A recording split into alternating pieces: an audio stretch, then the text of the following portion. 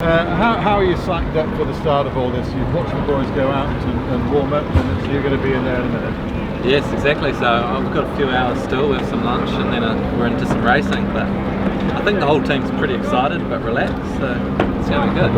I'm interested in how you relax. I mean, I can imagine what the stress and the tension might be, but you boys just seem to live off it. Yeah, I don't know. We're all kind of young, and at night time we just play cards together and hang out, and then we cruise in here, and then we're just ready and excited and just looking forward to it, really. We were talking about the extra day off you've had. Did that help or hinder?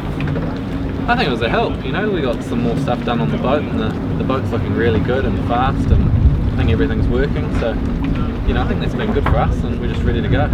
What about the conditions today?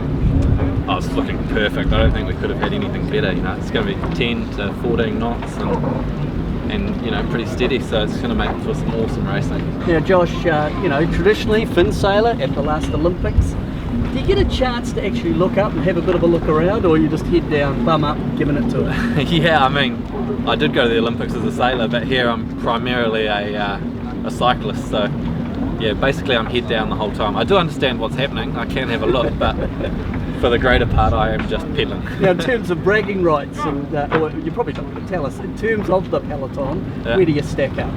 I don't know, I do quite well actually, surprisingly. But come on, tell us. We're all really fit at the moment, as you'd expect, and we're looking forward to it, and everyone's going well. Now Josh, a little sideline. You've got a few mates down in Barbados at the moment, and a few from the Worcester Bay Sailing Club.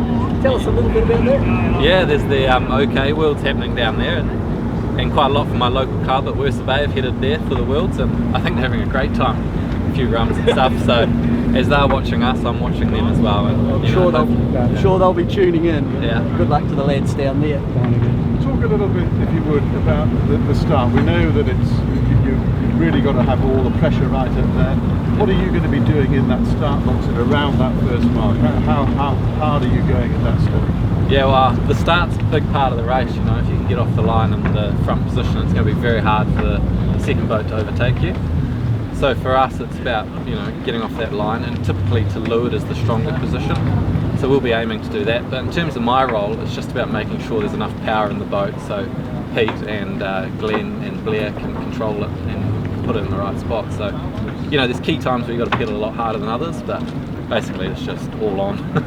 So Josh, in terms of the power usage, the boat, we noticed that the boat gets charged up before you hop on board.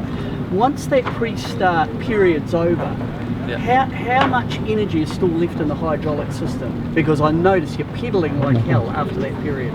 Yeah, we are fully topped up at the start. There are a few ways we can store the energy on the boat, but that starts to go very quickly. So sort of by, we try and keep it topped up, but by halfway through the race we're pretty much out of that energy, and we're into it just by ourselves. So yeah, we keep a little bit from the start, but it does run out eventually.